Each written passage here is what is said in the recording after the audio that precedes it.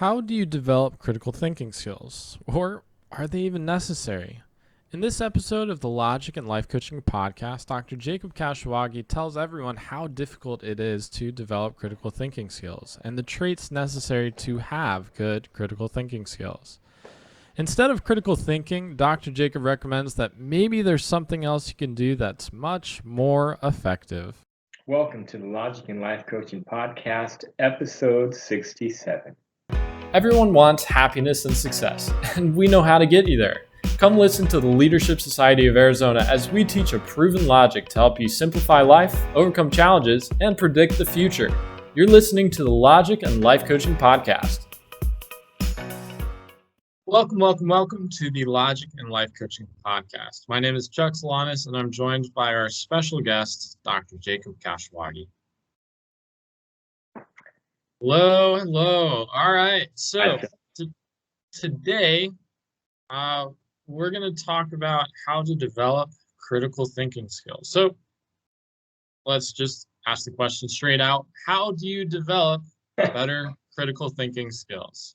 Okay, now my initial response to this, Chuck, is you're not able to. You're built in with a certain ability to critical think on things and whatnot.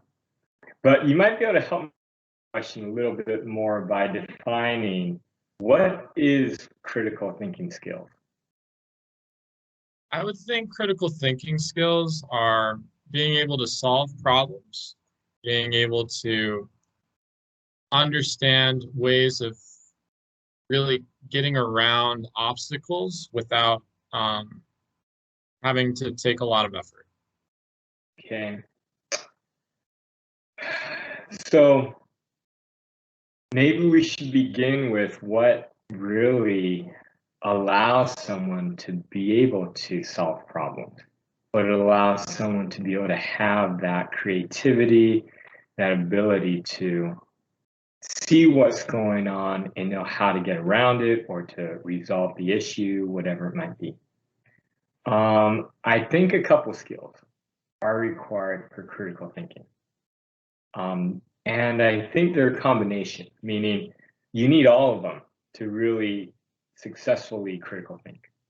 The first is you have to know cause and effect. So for example, when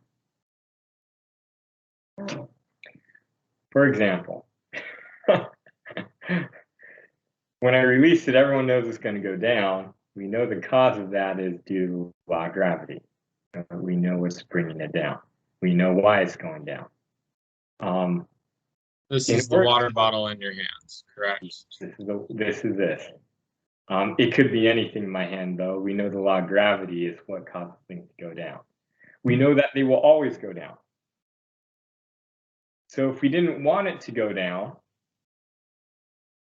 then we know we have to actually change what's going on. Like we have to put on a desk. and if it's on a desk, it's not going to go down. Understanding the natural laws, understanding cause and effect on what's causing things. That is needed for critical thinking, I believe. If you don't know that this is going to fall always because of the law of gravity, it's going to be very hard for you to figure out, well, what do I change so that this doesn't fall? Or even, what's going to happen? Right? In order to critical think, you have to be able to see into the future a little bit. You have to kind of see, if we do this, this is what's going to happen. If we do this could happen. And to be clear, you don't need to have this ability in all areas of life. Maybe you could have really good critical thinking skills for coding or for homework or for like certain subjects, but you may not have it in other areas. That is true. However, the more general understanding a person has of the overall natural laws that govern life, the more that they will be able to critical think in multiple areas. And I believe that's why you find some CEOs, some people in life that they can go into an area that they've never been in before. And their critical thinking skills in that area is even better than those who've been in the area for a long time. Because they've gotten a feel of the overall natural laws that apply to any area of life. Now, that's only one thing you need, though. Because of life, not only do you have to understand like cause and effect, why things are happening, a general idea of it in an area of life or overall in life, the second thing that's true to life is that you're always going to be dealing with people. So you also have to have an understanding of what other people are thinking. So not only do you need to kind of have a general understanding of the natural laws of human beings, natural laws of everything in life, cause and effect, what's going on, but you have to kind of have a feel for what's going on in people's minds. Because any solution, anything that you're trying to think of critically to get to results is going to deal with people. And you're going to have to know how they're going to react. And everyone is a little bit different, and people look at things differently. So you can't be totally oblivious to how other people look at things and how other people are going to react to different solutions, different things that you might do. And so I believe that's the second thing is you need to understand people. The third is more of dealing with internally yourself. Is I believe you have to have a level of persistence. Maybe you can call it courage. Maybe you can call it confidence. Because you're never going to know everything. The reason you have to critical think is because you don't understand everything. If you did, you wouldn't have to critical think. You know exactly what the solution is. It wouldn't be any effort for you. But if you're putting effort into it, it means you really don't know what's going on. And so you're trying to find potential solutions to it. So you're going to be wrong sometimes. And say you're good enough, you understand enough laws, you understand enough people that you come down to maybe 2 or 3 solutions. You got to be willing to be wrong. So you take the best solution and you try it. If it doesn't work, you got to have that persistence and confidence that, okay, let's go for the next one then. And the ability to keep moving even though you might have a setback or what you thought was wrong, to keep getting back up and trying new things and knowing that if you keep doing it, you'll get better at it. I think that's something that has to be ingrained in a person. And that's why a lot of entrepreneurs, they're good critical thinkers because they know they don't know everything. They've tried things before, they've been wrong before, but they keep trying it. And they keep trying to change things and adjust things and whatnot. And it allows them to be able to develop their ability to find good solutions eventually.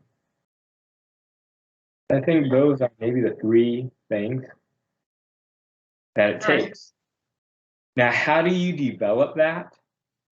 Whoa, I don't know. I don't know if I believe that you can improve your ability to critical think, but only to a certain level.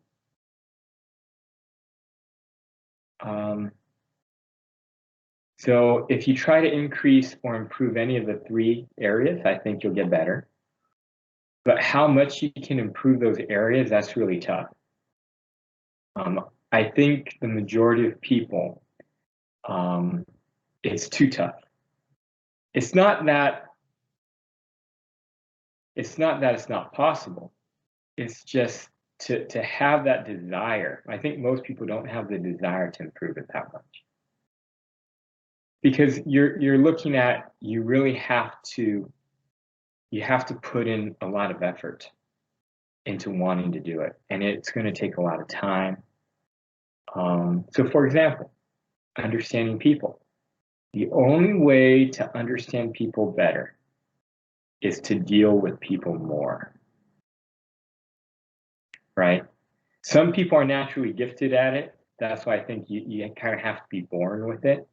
But if you're not naturally gifted at it, you're going to have to work at it. I don't know how much you can improve, maybe not a lot, but in order to improve a little bit, you're going to have to go out, you're going to have to continually try to help people, continually try and talk to people, continually try to gain experience in what people are thinking, how they're thinking, how they react to things. And that takes a long time. It takes a lot of effort, a lot of discipline. Same thing with natural laws,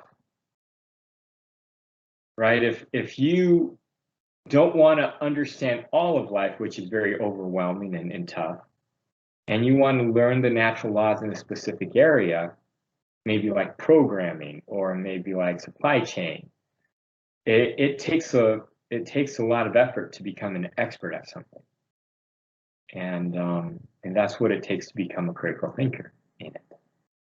So if you're willing to put in the time, you can discipline yourself. You have the capability to focus and to really try to improve in a certain area or in understanding people. Yeah, I think you can definitely improve your critical thinking skills, but it's tough. Yeah, yeah, it sounds tough. And I know from personal experience that um, when I've tried to expend a lot of effort to understand what other people are thinking or learning a new skill, for example, it takes a lot of effort up front, and a lot of people aren't willing to become a beginner again and to start all over. Now, I do have a solution for you, though. There's good news to all of this. I don't want to be a total downer, even though I think honestly it is the case. It's very hard to improve your critical thinking skills. But there's a solution. And the solution is, why do you need critical thinking? Everyone's got problems, right? Well, why do you have to be the one to solve them? So you're saying that I gotta hire a bunch of people. That sounds more expensive, right? Not saying you have to hire them, but what I am saying is, hey, maybe you find other people who can help you for free. So, like This is the friends. this is the age of free sharing of information, where you can find anything on Google. There's so many people willing to help, support other people. We live in a good time of life where a lot of information is free. A lot of people are willing to help for free. And so it's a new way of looking at it. Why do you need to be good at critical thinking? You don't. In fact, in reality, people who like to critical think, people who are like, I want to think about it, I want to go into the unknown, usually they're very high risk people. Now, do we need them? Yes, because they're sometimes the ones who make incredible leaps in technology, whatever it might be. But they live a very high risk life. You know, it has the benefits, it has its downfalls. And downfalls when you're trying to go into the unknown, you're at risk because the unknown brings the risk. But you don't need to be that way. You could maybe live a life where whatever you know how to do, you don't have to think about, you do it. And when critical thinking is necessary because you don't know what to do, instead of trying to develop your critical thinking skills, develop your ability to find other people who already know what you're doing and can tell you what to do. I would call that critical thinking too, but you're saying they're two different things. Yes, because one involves thinking, which you know I don't like, Right. and the other involves just finding someone who already knows what to do, so no thinking's involved. All right. Well, thank you for that fruitful discussion, Dr. Jacob. I appreciate the time. Thank you, listeners, for listening and viewers for watching. Have a good rest of your day. Thank you for listening to the Logic and Life Coaching Podcast. It would be great if you could take a moment to write us a review. For any questions, comments, or topics that you would like to have addressed on the show, email the team at leadaz.org. To learn more about the Leadership Society of Arizona, visit us at leadaz.org.